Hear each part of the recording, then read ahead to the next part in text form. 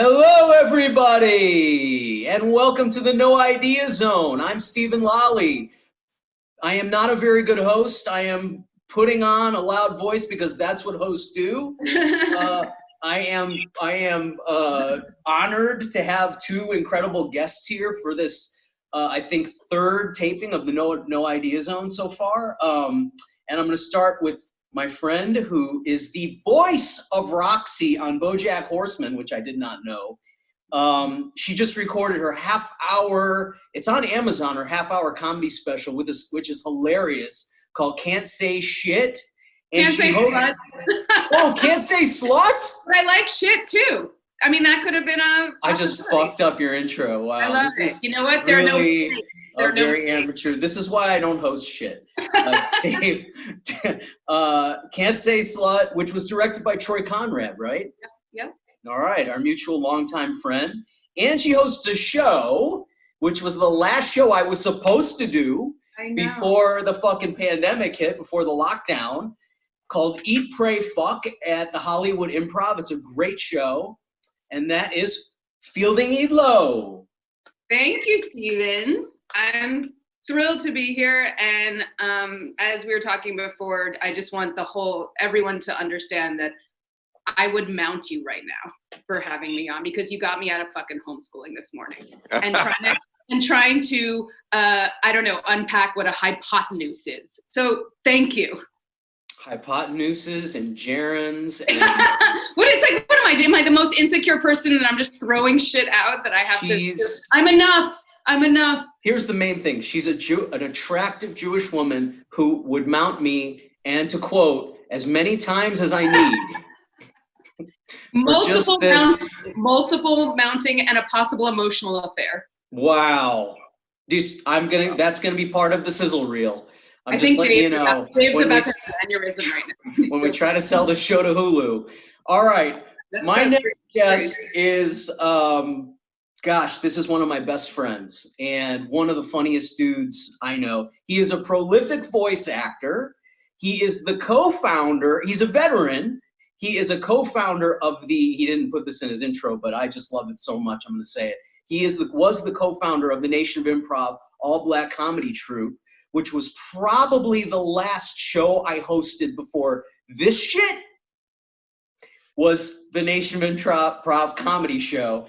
And he was the last person I saw before the lockdown. So Fielding, the first person I was supposed to see, and Dave Carter, the last person I was supposed to see before the lockdown, my dear friend, the hilarious Dave Carter. And he's from Chicago. Hey, Dave. That was the improv show. We were the granddaddy of all the black improv troops. That was like literally like 10, 15 years ago. And he has a good deal of ability to correct my details. Thank you. Not yours, most people's, not just yours. That's the price. Yeah, you do. That's true. That's true. Not just me. Not personal. How are you, brother? How's the family? I'm okay. I'm good. Like Fielding said, I'm not doing the homeschooling today. We got a 70-year-old in our house, so her and mommy are out there trying to figure it out. I'm just happy to be awake.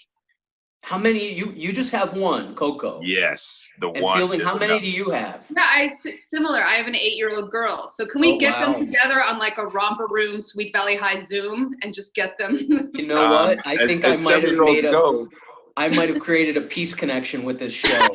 It would be cool to try, because you know how they are. They don't want to talk. It's like it'd just be a silence on Zoom, just like, what do you have? And then in the background, we're like pushing them to do a podcast.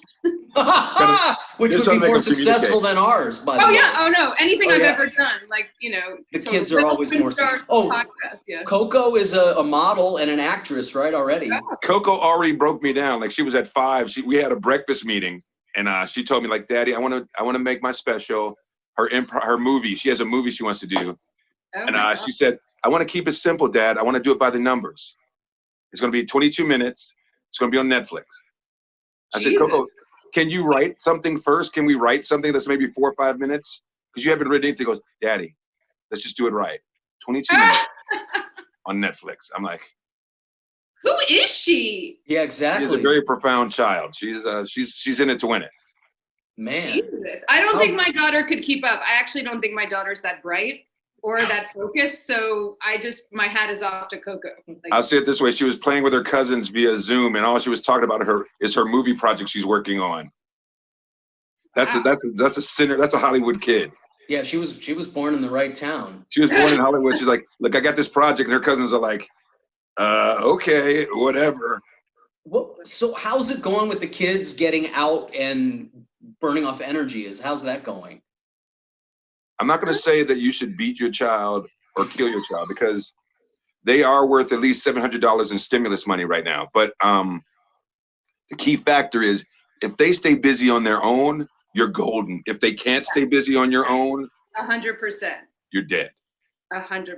I called her a bitch, like, under my breath yesterday. Like, I just couldn't handle it. I just was like, you're a fucking, and she marches in and goes, did you just call me a bitch? And I was like, I didn't even know, I was like a witch. And she's like, don't bullshit me. I've seen, and like, she's kind of cute. She loves to see the beginning of my special, but I can't show her anything else. So she weirdly thinks I'm somebody, but I'm not. I'm a total nobody. Okay, yeah, that brings me to an interesting question. So you have kids, and you're fielding your relatively foul-mouthed comedian. Yeah. Dave can be clean, but I've seen him not be. How does this? If you suddenly get, you blow up and they want you to do something edgy and crazy, how is that going to play into, how are you going to keep that away from your kids in this weird age? And are you even going to try, or are you just going to let them see it at 7 or 8 years old? I don't think Coco's ever seen any of my stuff. She wants to. She's seen one play I've done, but as a whole, she's an actor. So like, she said curse words for a couple auditions, and we've talked about it. I don't swear around her. Yeah. I don't swear at all. My wife's something else, but I don't swear. So she doesn't really question the language thing too much yet. Yeah, I think it's a great question. I mean, she's already been so much of a cock block for me that I'm not going to let her, like, get into my artistic process, barf. But we've cursed a little bit. I mean, I'm just trying to not let her hear cunt. Like, that's my only goal, and then everything else is fine. Maybe like, that should have been the title of your special, Can't Say Cunt. That one. I know we're spitballing here. I feel like I could have done better with you. This is a great brainstorming session at the very least, guys. I'm telling you. I will say this, though. As a black dad, I play black dad so hard. If she tried to swear or try to be in that space, I'm like, I could kill you. Don't say any bad words. I'll kill you for bad words. You had a brother. I have a brother? I'm like, no, you don't have a brother. Dave, please tell me Black Dad is going to be the title of your special. That's amazing. I guess so. I don't know. Most of my titles are like, half of this thing is crap is my favorite title. Like, half this thing is crap is the title of the album, my first album. Well, Black Dad would be a good parody of Ghost Dad. And you could work in your Bill Cosby. Is that back in the range now? Bill Cosby, my Sam Elliott, my Bill Cosby, my Ving Rhames, put them all together. Morgan Freeman. Were you so drunk? Because the last time I saw Dave Fielding was on his birthday. Were you so drunk that you don't remember anything? I remember the show. I was sidekicking the show. It was a birthday roast / get Dave drunk 50th birthday thing. I remember the show to a point. I remember getting on stage at the end, starting into a joke, and then I blacked out somewhere there. And right when Ian Salmon said, "Hey, it's time to go," I'm like, "I'm just getting the rhythm of this joke." And then that's it. So Fielding, Dave had his. You do remember mine? Oh, okay. Parts of it. Man, you were really blasted, because I went on pretty early, because I had a ride who had to leave, and so she's like bothering me. She's like, "I smell cigarette smoke," and I go, "All right, we'll get the fuck out of here." I kept nagging the host, "Could you let me get on it so I could leave?" And I went on, and there were like 75 fucking comedians there. 75 comedians lined up to roast Dave Carter. And I'd never seen or heard of probably about 50 of these. They're all lined up. They're all lined up in the back, like biting their fingernails. And I got on and I go, I think this is not Dave Carter's birthday roast. This is Dave Carter's birthday gift to the Valley open micers. Because I was sidekicking everybody, man. I'm like, I was happy just people that not many of them had something mean to say. I was expecting more mean stuff. Jeff Keller is the only one who was like, oh, I'll say something mean and I'll get the hell out of here. Yeah, he called you a, Fielding disappeared on us. He called you a, Fielding, hello? That's okay. Sometimes on pep talks, I just go to the bathroom, you know? So it's all right. But basically, Jeff Keller got up and said you look like an old slave. Yeah. And the most high yellow black dude I know. Dude, he got a huge, because the comics were struggling, man. They were struggling up there. Welcome back. What happened, my friend? What happened? That was a good bathroom break. That's bad. It just kind of stopped, so I was like, I'm gonna reboot. I'm gonna do the Yiddish reboot. You did a good job. You did a good job. I appreciate you. So anyway, so we're talking shit and we're talking about, I guess, like comedy and being quarantined. I personally live in Playa del Rey, which I moved to in the beginning of the year from mid-Wilshire. I don't know what part of town. I know, Dave, you're in the valley, right? Like, Fielding, where do you live? I'm in like the Larchmont, Hollywood area. Okay, don't stalk her, people. Okay, we know no, please. Nobody's trying. Nobody's trying to find Dave and I. But like mixing it up, trying to be a provocateur. Are you? Larchmont's really nice. Are you feeling like safe in Larchmont? Are you seeing a lot of people out and about? Are you? Oh, it's so funny. Like safe in Larchmont is such like a hysterical thing. It's such a white vanilla Lululemon yoga hooker like nightmare. It's a farmer's market feminist part of LA. Well, I don't even know feminists. I feel like they're all a bunch of yoga whores. Yoga ho. The yoga hoes. The yoga whores. Yoga ho. Another title. That's a title of a movie I made that Dave helped me with. Yoga ho. Everyone stream it. Go on YouTube and watch Yoga Ho. It's a 4-minute movie. You'll enjoy it.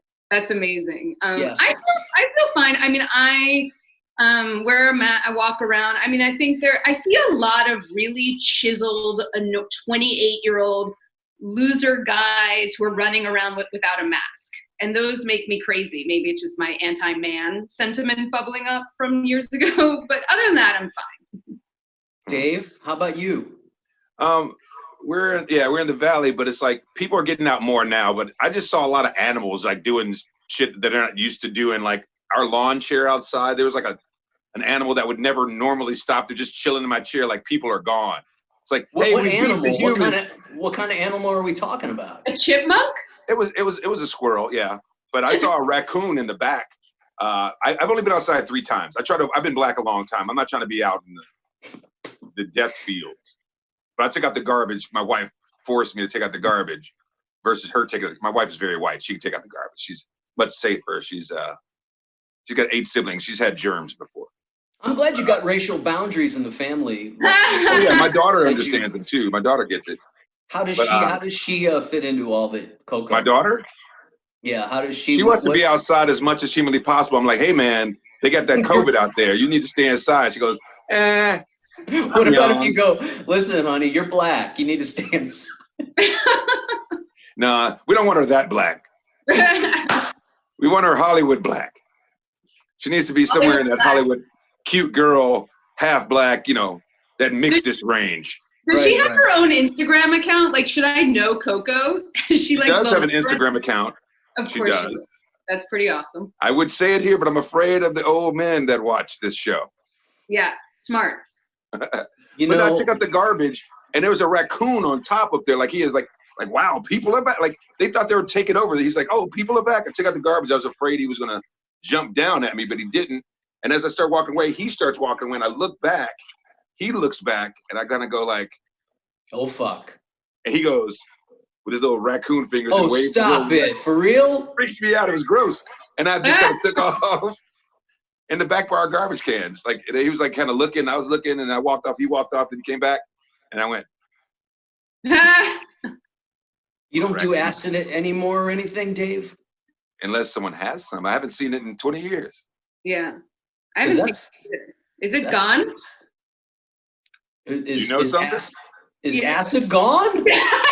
I haven't seen it since like 1990. No, it's not gone. It's not gone. I've seen it since 1991, and I did some at the Simon and Garfunkel concert in Central Park. It's not gone, Fielding. Wow, Fielding, you've been away for a long time. Oh, no. When you guys were talking about being drunk on stage, I was like salivating and like just getting wet in everywhere. I was like, what is that like? Like I've never But you host a show at a club. You don't drink a little? You don't I've been sober 22 years. Oh, you're sober. Yeah. So I was so envious and intrigued. We haven't known each other that long. I don't know all this stuff about you, Fielding. Yeah, the boring part. You've been sober 20 years. Why did you what were you a crazy girl before that? Oh yeah. Greg Wilson loves to say, oh, like Fielding was like a hot slut, like a hot drunk slut. I love you some Greg my own Wilson. dick. No, I was out of my mind. I was out Wow. Like anything you could do, I was doing in New York City. Wow. Oh, New York. That's a different place. Yeah. It was just like, I was like, by the end of kindergarten, I was acting like a 45-year-old emotionally broken divorcee. I'd like done it all. Literally, I was like, I've done it. I've fucked it, snorted it, done it. You know. Man, now you're captive now. You're like I'm a hostage. You're a hostage now. You're a hostage to spooning Nutella and just seething with resentment. Like, that's what marriage is. What are the things that you do now to like fill the void of the excitement that you used to experience? That is the question. That is literally the question. I mean, it's almost like I have to tamp it down. So I got some outside help. I have a meditation practice twice a day. But like I don't know. I mean, comedy is a great channel. You know, my anger channeled into stand-up, and that's hard because now I don't really have that. This is wonderful. You are contributing to my sobriety, Stephen Lolli. Well, we'll make you a regular. How about that? You'll just be a regular. Why she's going to mount you.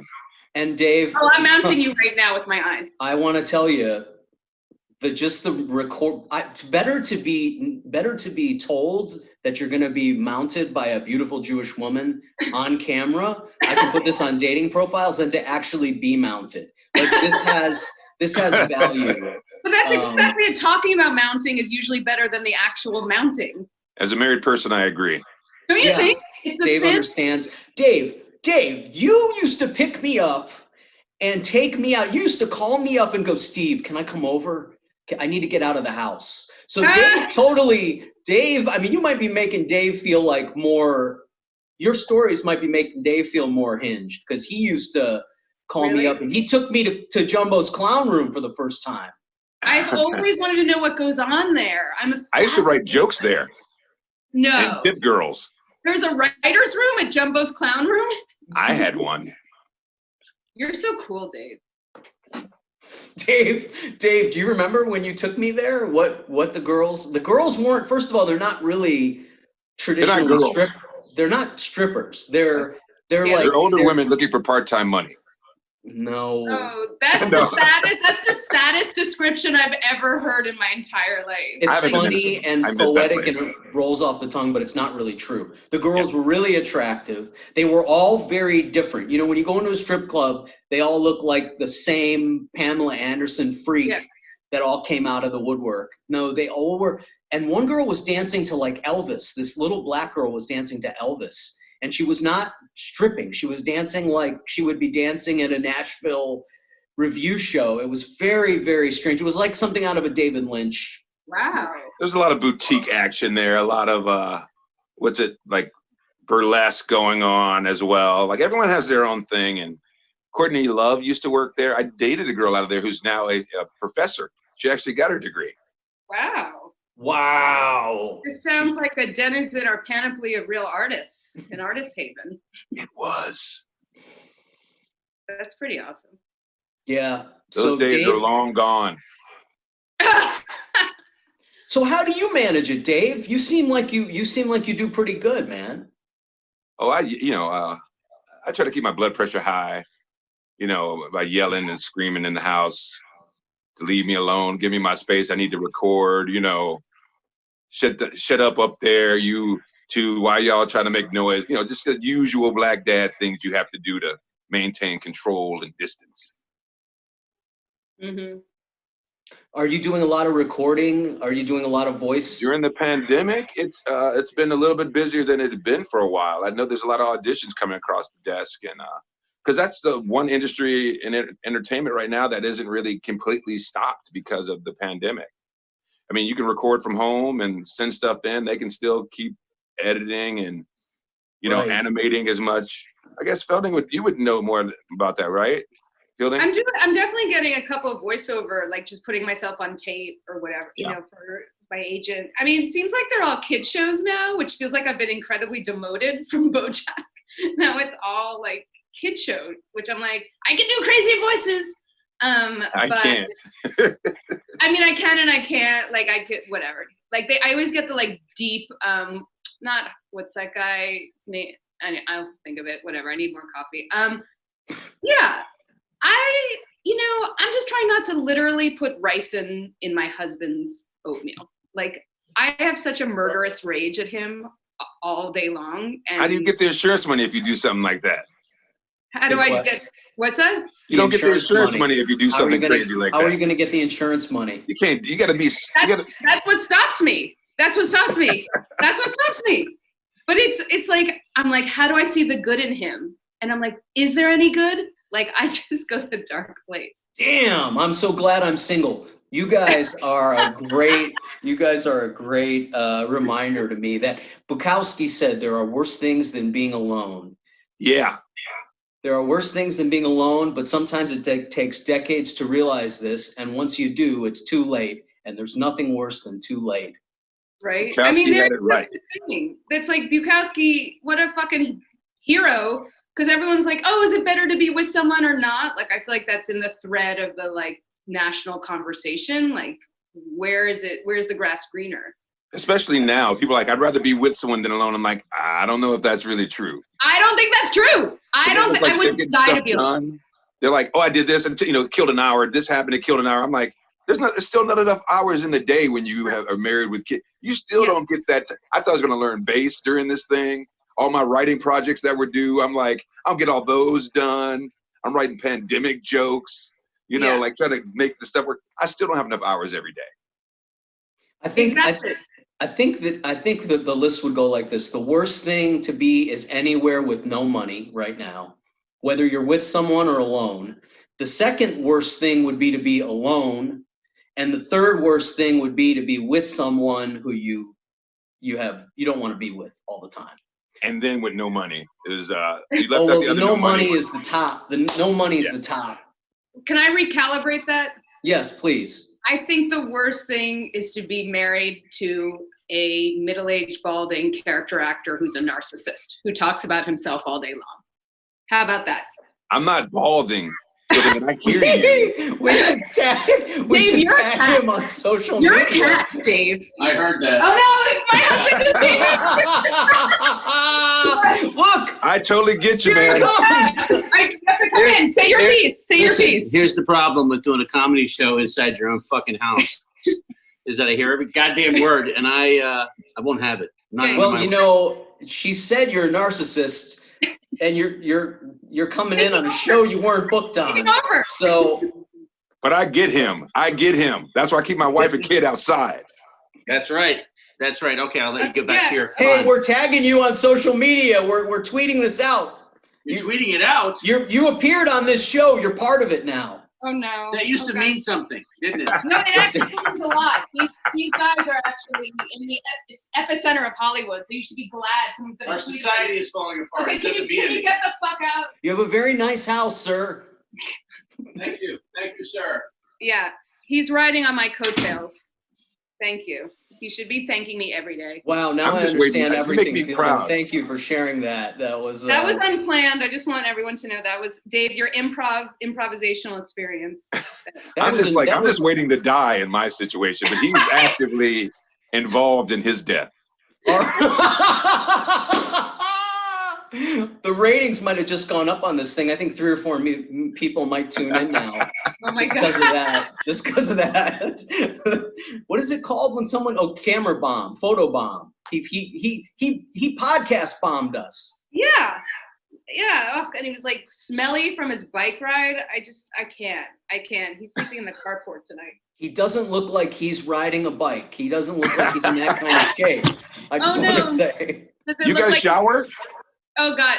Does it look like he's hoovering Count Chocula in the backyard with a miner's helmet at 3 a.m.? Because that's what I think. Listen, the couples that walk around out here are they look really happy. I'm getting a message that Zoom is going out. Oh, I just got a message. It's upgrading. Oh, it's letting us stay. You know why it's letting us stay? Because they think we're so entertaining. They're giving us some extra time on Zoom. So. Cool. Who was that character actor that just carpet bombed and I didn't recognize him. That might be the funniest part of the whole thing. I didn't recognize him. Really? Have you met him? No, I didn't recognize him from. You said he's a character actor. I'm thinking I might have. You wouldn't recognize him. Did you see Law and Order in '98? Oh, I binge watch Law and Order. I love the old Law and Orders. Yeah. He was Detective Lamont for 3 years. I don't fucking remember him. Yeah, you wouldn't. You would not fucking remember him. You would not. Now I understand why you'd mount me. Now I understand. Listen, I'll mount you with a mask and a bag of cash. Wow, this is good. This is the best episode we've had. No offense to our other tapings, but this is just, man. There's a split second I was willing to cuck in the corner for that, but I don't know. Oh, you guys. All right. Well, I don't want to end this. I want this to keep going, but I must admit my brain is turning. I think this pandemic is turning my brain into Joe Biden. Howard Berger. That's a Howard Berger quote, by the way. He said, "I think this pandemic is going to turn us all into Joe Biden." The acuity, the elasticity of my mind is definitely gone. Like it's regressing, and I'm really sad about that because I really appreciate how sharp I think I took for granted how sharp my mind was because of stand-up and just social interaction and being around people, you know. Yeah. And you have to remember too, you're like 80 years old. You don't look a day over like 35, but you're like 80 years old, dude. That's so mean. No, he's the oldest dude. He hasn't aged, and his Dorian Gray picture is amazingly freaking old. Yeah. He has not gotten any older. I'm actually 57 years old. Did you know that, Fielding? Shut the I'm literally not trying to. Oh, I was like, you seem like you're 30. I'm kidding you. I've known him 20 years. I just got horrified that you're in Benjamin Button situation. No, Dave. I don't know what you're talking about. I've known you 20 plus years. Dave met me when I was 13 when I started stand-up comedy. That's what he's not telling you. Wow. The reaction was classic, Dave. What kind of reaction was that? You were the oldest 13-year-old I knew then. Man, seriously though, my mind is melting away, and I'm very grateful for this because this is the most stimulating thing that I have, really, you know. So. Totally. You know, but I can't really commiserate with you guys because you're in a much worse situation than me. You know, I have it pretty good compared to you guys. Yeah. But normally, like when I'm with Pepitone, my mind is like boom, boom, boom, boom. I'm on it. But man, I have slowed the fuck down. And I live in Playa, which is like it's already an isolating place, even when no pandemic. I feel lonely here, even before this thing hit. So now, I'm turning into Tom Hanks with the fucking volleyball, basically. You're Wilson. You're looking for your Wilson. See, we have to multitask constantly. Watch the door, listen for the kid, don't say anything too provocative, don't get yelled at for something we didn't. Okay, she yells at him, so I guess she doesn't get yelled at. But the idea of the symbiosis of being married, there's a lot more going on. You get to go like this, free thought. Yeah, so you guys are like, it's like living in Noriega's compound when they brought in the heavy metal music to try to rattle him out of his compound. That's what being married with children is like. Not to be like a Jewish Jessica. I feel like I'm fucking Kiss of the Spider Woman. And like I'm William Hurt and he's Raul Julia. It makes me seem like 200 years old. I don't know. I mean, I get annoyed when I feel like my friends are like, kind of insinuating that they're having a lot of sex, and I don't even know if I believe them. So that's why I think I'm in a constant rage, that I'm like, that like pressure that I like, I'm supposed to read a lot of books, I'm supposed to like learn origami and be fucking my husband all the time, and I'm not doing any of it. Boo! Who wants to have sex with their spouse? But you are meditating, and that's a good thing. All I can do is meditate and make couscous that no one eats. That's all I do. Oh, couscous is good. You know, you could just stay in a deep breathing hibernation. You could just go for days on end in a deep breathing hibernation, and just have the kids and the husband leave food at the door for you. If they could just leave me the fuck alone, so I could just spoon myself couscous and be in my own meditation, that would be great. And then I could, Snapchat you guys once in a while. Dave, who does the cooking in your house? Do you guys? Mostly my wife. Until she tells me otherwise. Like, I have to make meat occasionally, like a man. She's like, why don't you get some meat? Why don't you make some meat on the grill? I'm like, oh, that's like a passive aggressive. That's almost like it's a challenge. That's a challenge. She's a Green Bay Packers fan, so we can talk all kinds of shit. Do you follow football, Fielding? Because no. Okay. But I feel like Dave's wife is very cool, and like she's very cool. I'm a Chicago Bear fan, so Dave's wife and I can only be so close. Oh, okay. Cool. As Dave gets closer to the screen. I feel like, can we see a picture of your wife? Do you have a picture? You should always have a picture handy of your wife. Hey, Cindy. Yeah, Cindy, come on in. I think this will be a more civil than in Fielding's house. I think this will be a more happy encounter. We're like Requiem for a Dream, but for old people. Come here. That's horrible, man. He can't even get her. It's the opposite. He can't get her to come in. He can't even get her to make. No, she doesn't want to be part of this shit. She's so independent and interesting, and just like, I don't need your giggle patch. The total. She does not need my giggle patch. Situation. Is she coming? Hey, Cindy. Hi. Oh, hi, Coco. Oh, there's Coco. Hi, Coco. Hi, Coco. I think we're going to be able to sell this to Netflix now that you appeared on this show. As long as it doesn't interrupt your deal, right? Hey, Coco, remember to say to your mom, "Go Bears. Go Bears." Why not? Because why? What do we say about the Bears? You can say it. Go ahead. He won't get mad. Boo Bears. All right, beat it, kid. You bother me. No, I love them. They're the best guest stars ever. Oh, right here. You created monsters now, dude. Yeah, I did. Oh! Oh no! That's my birthday. Chicago! Dave's from Chicago. Dave's from. My father-in-law said it best. It was a Bears-Packers game, and it was in Chicago. I said, I can't wait for the Bears-Packers game. And he looked at me and goes, the what game? I said, Bears-Packers. He goes, who? I went, the Packers-Bears game? He goes, yes, I'm looking forward to that too. Dave, you represent the ultimate submission of a Chicagoan by marrying that woman. I just want to say to you. Submission of manhood by getting married in the first place. Oh my gosh. Well, guys, I think this has been awesome. You guys are awesome. We're going to do this again.